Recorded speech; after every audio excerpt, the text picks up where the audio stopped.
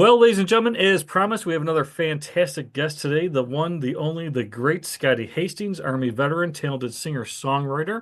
And before we get started, Scotty, just for fun, because it is the Lima Charlie show, instead of saying good morning, how's your day, we like to say radio check. This is Rob. How do you read me? Over.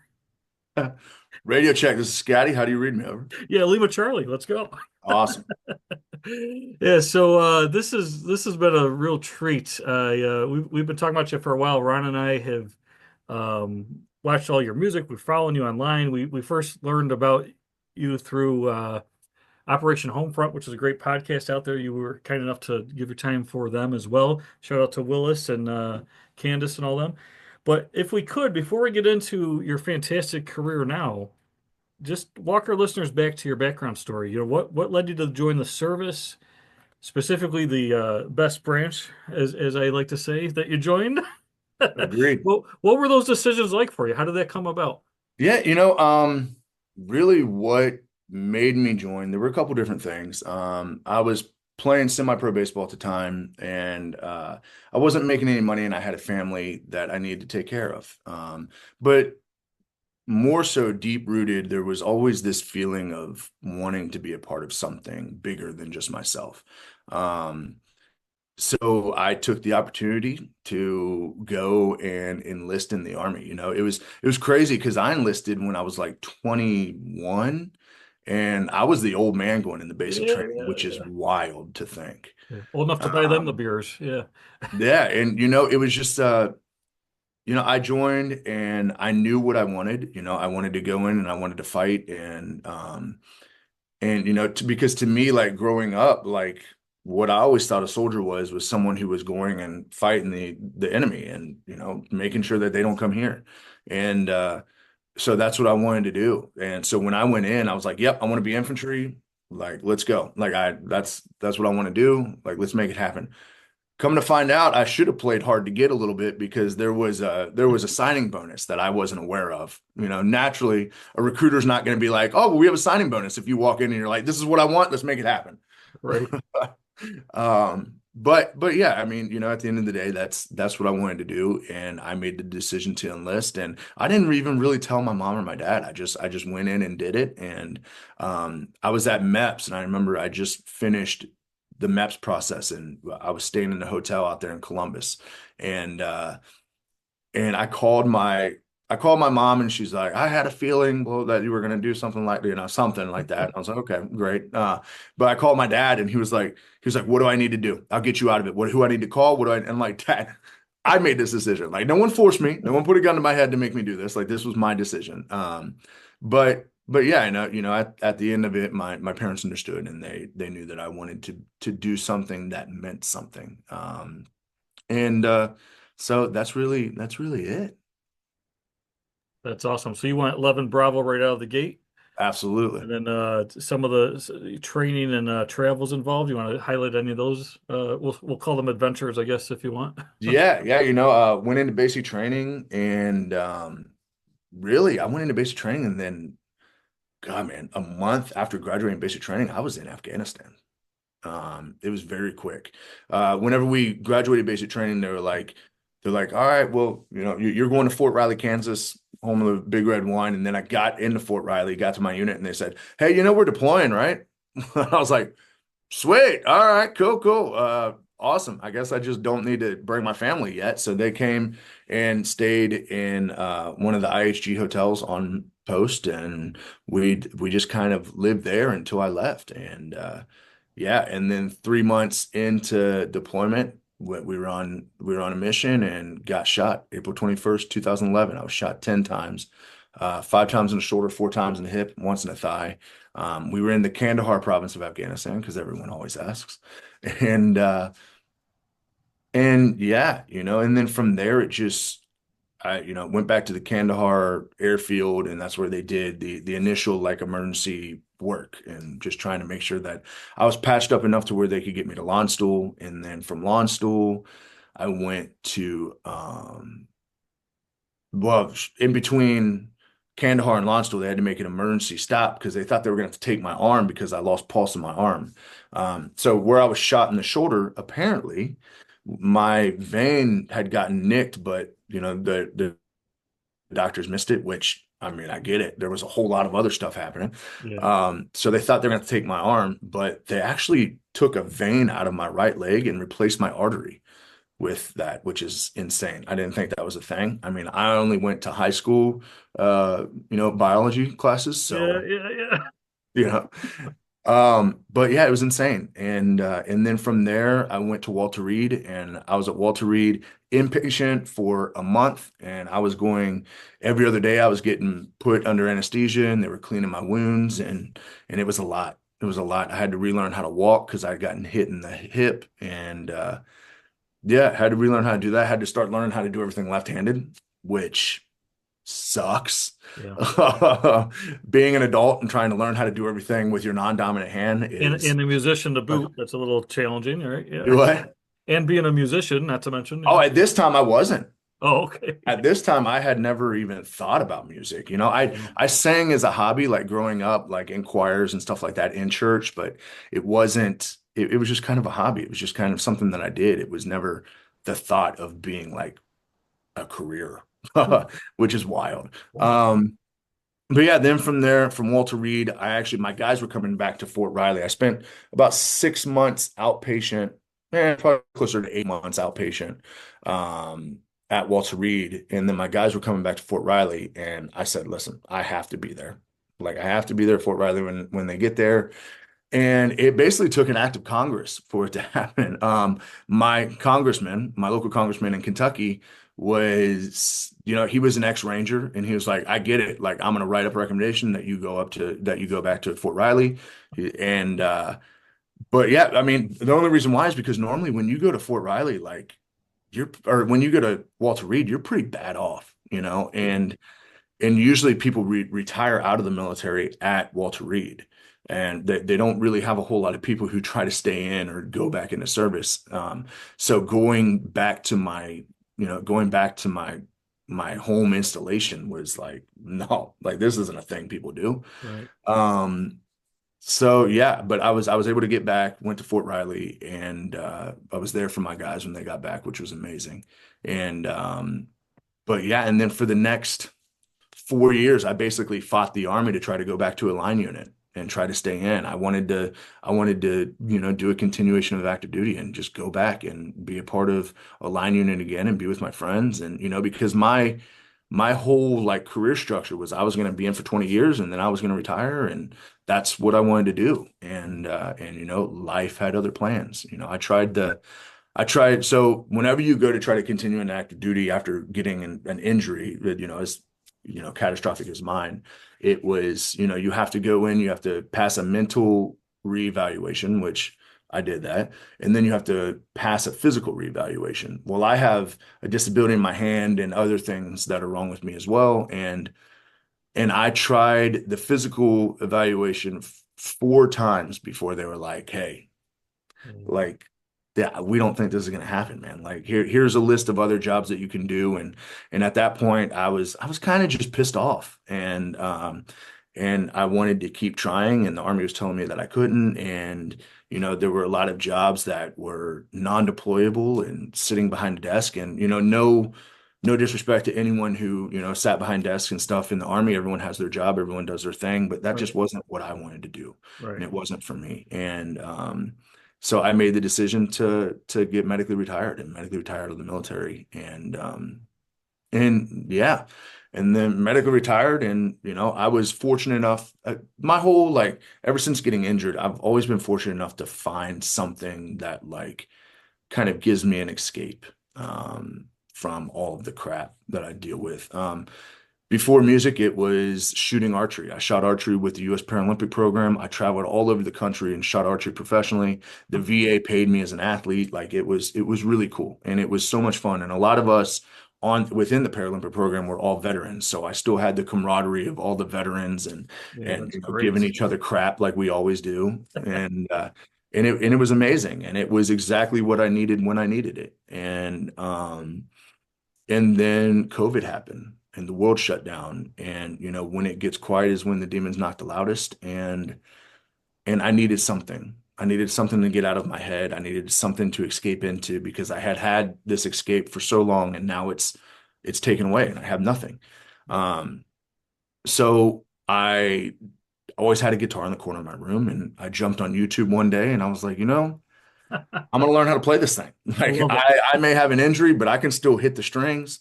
I play guitar like a gorilla, but I can play it. Um, and so I learned how to, I learned how to I basically when I first started, I learned very basic chords, G, C, E minor, and D. That's what YouTube was telling me were the most important chords, so that's what I learned.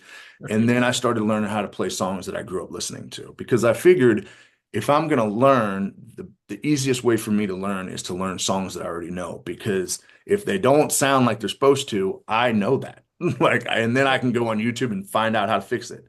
Um, so I did that. I did that for a long time. I just deep dove into learning how to play guitar. I deep dove into learning songs that I knew already, what they were supposed to sound like and learning how to play them and learning how to then sing with playing, which was a whole nother monster in itself.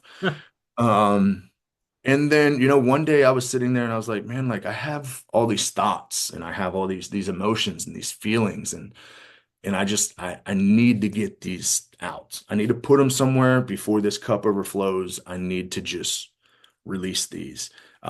So I jumped on YouTube again and I started learning how to write songs and I started learning how songs are structured, how it goes from like a verse to a chorus to a bridge to how this all works. And I started basically just taking my thoughts and my feelings and putting them on paper and giving them a place to live other than in here.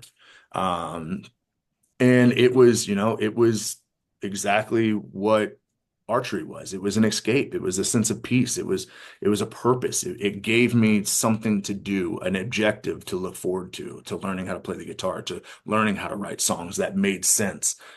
Because the first couple songs that I wrote were awful. And honestly, it was just me dumping emotions and feelings onto a paper. That's really all it was. That's why they were so bad because there was no structure to them. It was just like, I just need to throw this out there. And then, yeah, fast forward a little bit and the world started opening up again. And one day I decided to go to an open mic night and I went up there, I put my name on the list and I played the first song I ever learned how to play, which Should Have Been a Cowboy by Toby Keith. Nice. And Nice. the rest is history. That in that moment, I knew that I needed to do this forever. That sense of peace and that escape and that sense of purpose, like it was there, but it was magnified 100 times. And I knew that this is what I needed to do forever. And so I did. I went downtown Nashville because I heard that you can play 3 to 4 hours a day while you're there. And I went down there and I bugged the crap out of everybody until they put me on the stage. And then eventually they were like, all right, man, dang, here's an opening. Get up there and just go. So I did. And eventually I got to where I was playing 5 nights a week. And I lived for those 3 to 4 hours that I could play and I could just escape from all the crap that I was dealing with and really just find, that sense of purpose. When I'm on stage is one of the only times when I can be in a moment. For someone who suffers from PTSD and depression and anxiety and deals with, and lives still over there, I mean, it's to be able to find a time when you can be in a moment is so incredibly healing and therapeutic and I live for those moments. And so I did that and then through a weird chance encounter, I was with my mom one day and she was like, "Hey, I'm gonna go buy a car." And I was like, "You want to?" She's like, "You want to go with me?" And I'm like, "Sure." I don't know anything about cars. I know nothing about cars, but I figured my mom would buy me food, and I love food. So I figured if she's gonna buy me lunch, I'll definitely go. So, I was like, yeah, I'll go. And her salesman was the son of Gordon Kerr, who is the president and CEO of Black River Entertainment, which is wild. And we started talking about my story a little bit. And at that time, I had a song out, Yeah. and he played the song, and he's like, man, like your story's amazing. Like, how you use this as a form of therapy, like that's incredible, blah blah blah.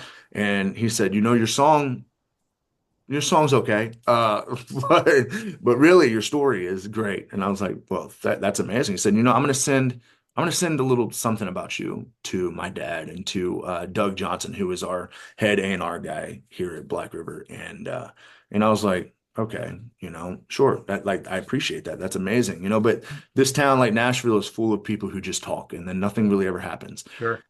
So don't get your hopes up and don't expect anything. But 3 hours later, I got a phone call from Doug Johnson, and he's like, "Hey, we need to meet." And I was like, "What is happening in my like?"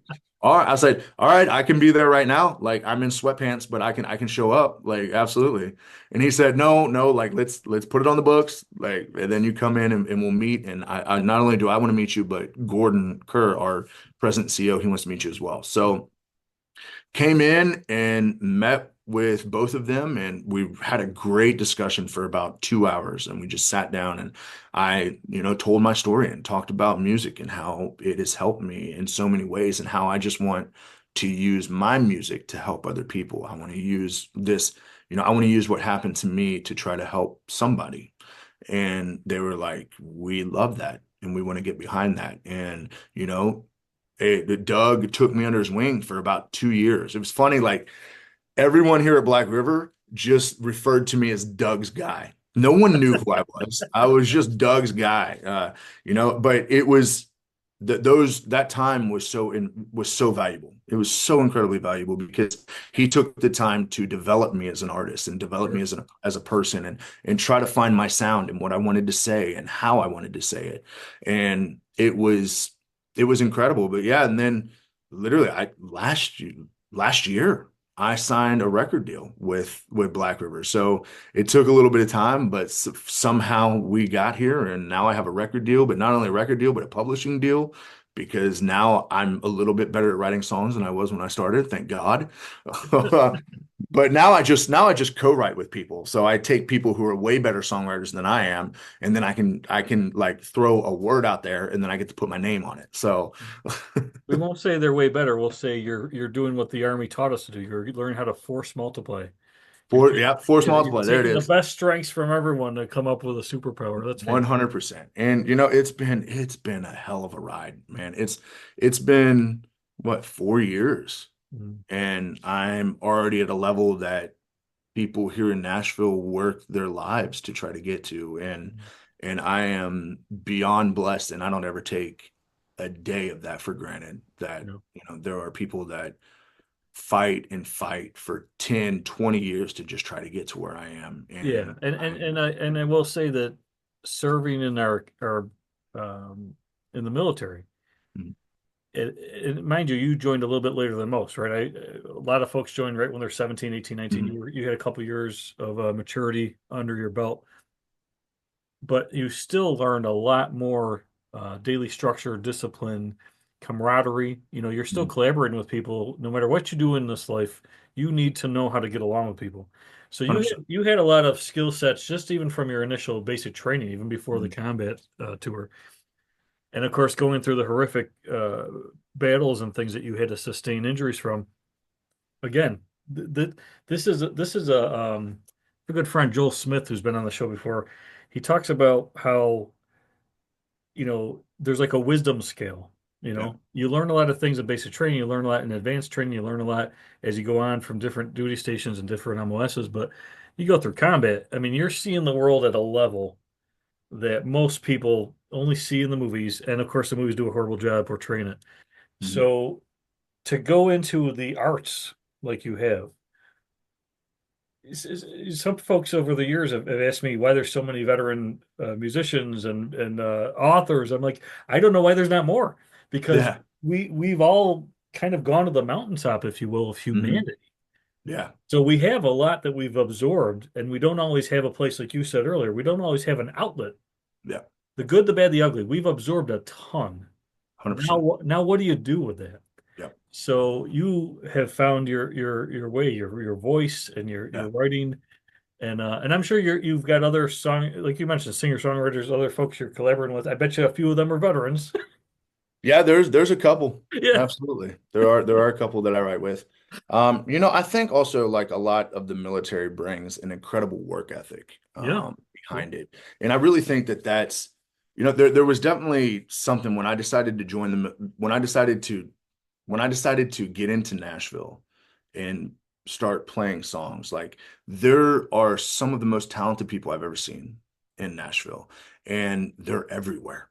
And I figured that everyone was going to probably be more talented than me, but I was going to make damn sure that no one worked harder than me. Mhm. And really, truly, still to this day, I work my butt off and I make sure that, I always tell even Black River, even all my teams that are around me, like I'm so blessed to have an incredible family and an incredible team here in Black River. But I always make sure that I am working just as hard, if not harder than they are, because I don't ever want them to feel like they're doing all the work. And also like it kind of gives you an accountability, and I think that that's so incredibly important, especially in this industry. Yeah. Yeah, you can be outsmarted, you can be outfunded, you can be out everything, but you can't be outworked unless you just decide 100%. not to work. So 100%. Yeah. And that's one thing that no one tells you going into this. You go into it and you're like, oh, it's gonna be great. I get to play music and have a great time all the time. They don't tell you how much freaking work goes behind all the backstage, all the behind the scenes stuff. Like it's a lot. It is a lot, but it's incredible. And truly, I think about all the people that would kill to be in the position that I'm in. mhm. And it makes me want to work even harder. Yeah, And honestly, not only that, but I also think about like, hey, this hard work is going to pay off because someone might hear my story or might hear my song and it connects with them and it makes them to decide to give tomorrow a shot. yeah. And at the end of the day, that's all that matters. Oh, for sure. I have to confess, I've listened to all your songs, and you have one song that the second I heard it, you almost broke me, bro.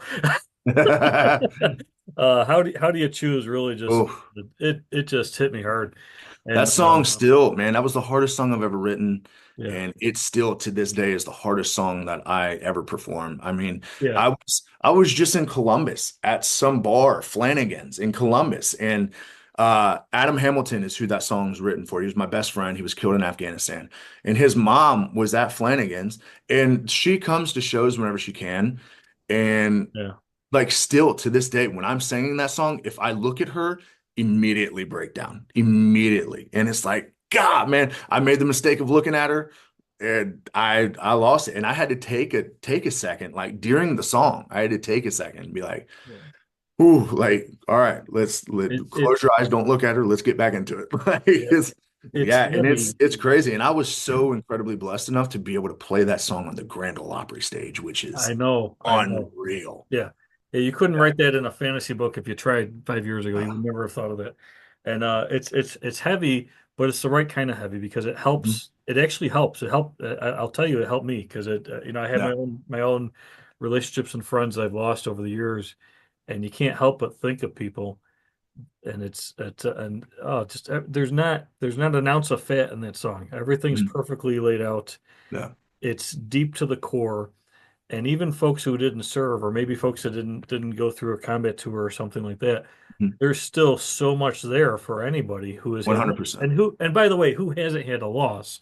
Yeah. So yeah, that song is by Yeah. That far. song is still the greatest song I've ever written, and it's the most meaningful song I've ever written. And yeah, like you said, I mean, it's it's very personal to not only me, but other veterans that have lost somebody, but it's not veteran specific. Right. Like I've had so many veterans reach out to me and say like how amazing that song is and how it helped them and how it helped them understand that they're not alone in dealing with survivor's guilt and dealing with that issue and dealing with the loss. But I've had so many people who never served that, lost a son, lost a daughter, lost someone that they were close to in their life that reached out to me and said, this song feels like you see me. And really that is where it's at, man. When a song gets to the point where it gives someone hope or it gets to the point of where it can be a bridge for communication to where, a veteran, instead of trying to say how he's feeling or instead of trying to explain it because he can't find the words, all he has to do is push play. That's when a song becomes more than a song. Yeah. It's just It's powerful stuff. And then you mentioned the Grand Ole Opry. I also heard the song you had. First of all, to the last shots fired. That Yes. version. How did that? You got to tell me how that came about. Oh man, so it's crazy. There's a this is a full circle song. So the first time I ever heard this song, I was at Walter Reed. So whenever we were at Walter Reed, like they did all these different events for us, and it would bring all of us veterans together, and we would just to build camaraderie and morale and all that other stuff. And I was sitting there, and they always played music, and we were just sitting there hanging out talking, and this song came on.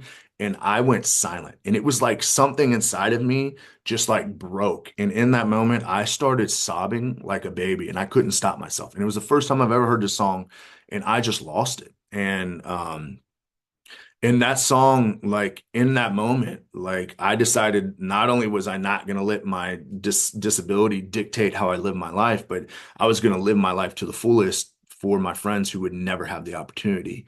And that song changed everything for me in that moment. And yeah, fast forward 10 years, I'm sitting in the office of one of the co-writers of that song talking about getting a record deal. Oh, And he's like, "So what do you?" He said, "I wrote this song with my good friend Rob Cosby, and it was called Till the Last Shots Fired." And immediately my alarm, and I'm like, "Yeah, yeah, I know that song. I know that song. Yeah, I mean that song is why I'm here." And he was like, "What do you think about maybe doing a version of it?" And inside I'm jumping for joy and crying and doing all the things, but on the outside I'm calm, cool, and collected because that's who I am. I'm so cool. But yeah, and then he was like, what do you think about doing it? I was like, oh my God, like yes, I would love to do it. So we did a version, and it was amazing. It was everything I could have imagined. That song, like it was all of the feelings and all like everything that I felt in that moment when I first heard it, I threw into that song, and it was incredible. And yeah, so we listened to it and we're like, man, this is so good. Like we could release it like this. And he was like, well, what do you think about getting some other artists involved? And I was like, but send it to everybody. Like, absolutely. So he sent it to some people, and originally Jamie Johnson was supposed to be on it, which would have been oh, amazing. Jamie is a good friend. another veteran too. Then he got sick and he wasn't able to be a part of it.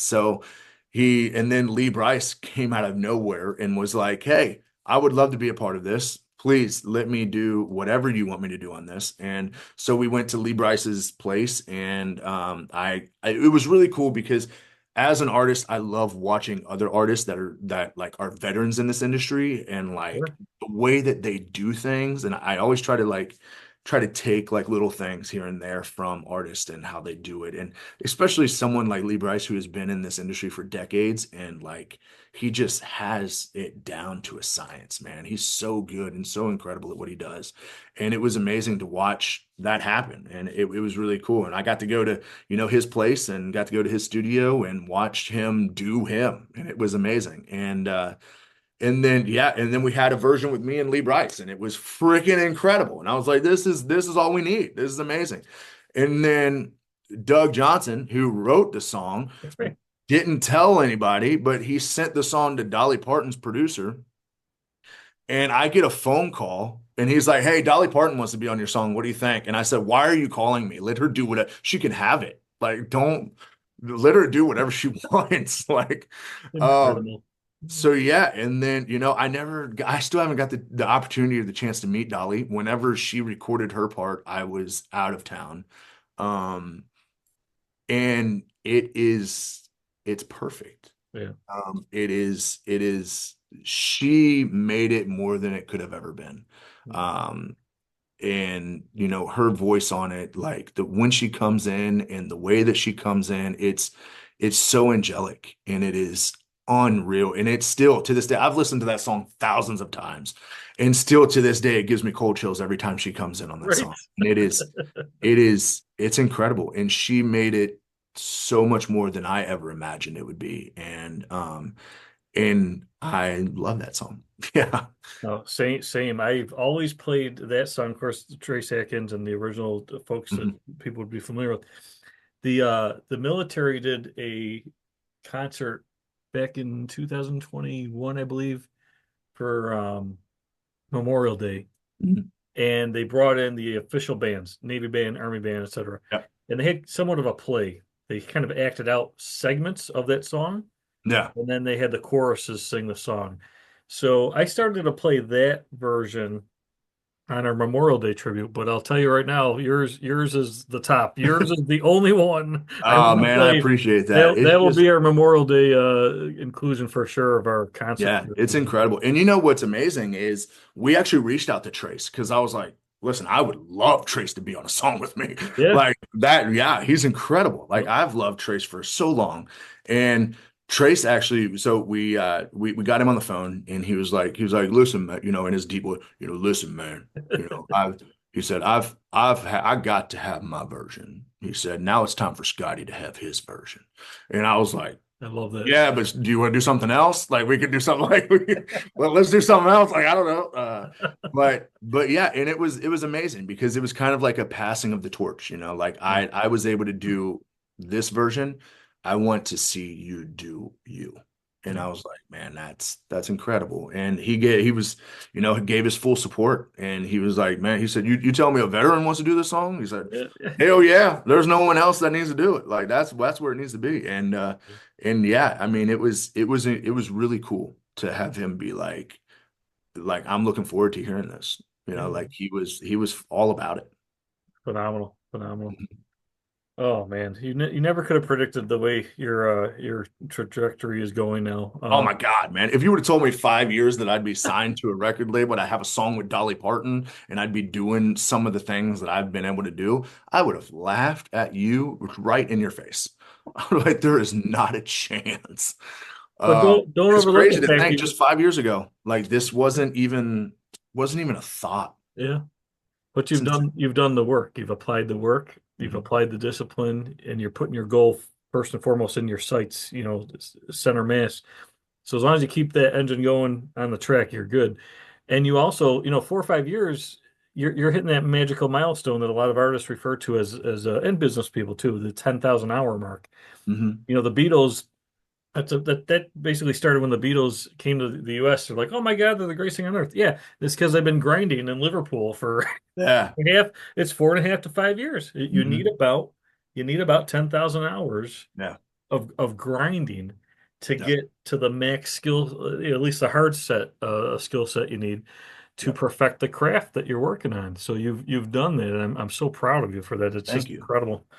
Thank you so So, much. because when veterans see someone like you on stage and we hear your music, yes, it resonates with us personally, but it also makes us feel like we're part of like we look back at the good and bad times. Yeah. Right?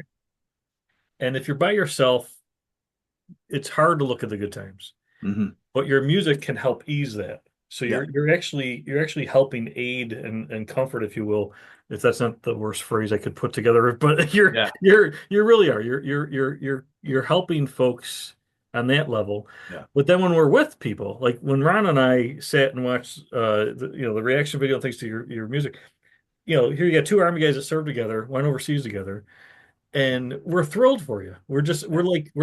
we're like living the moment with you because we're so proud Yeah. that you can get through what you had to do, Hmm. and now you get a little bit of a reward. But your reward is to let other people come along for the ride. So it's like Yeah. you're bringing us along. It's kind of fun. Yeah. Well, no, actually, the coolest thing that I ever get told, and it's really cool because I get told it all the time, which is freaking awesome, is it's not song specific.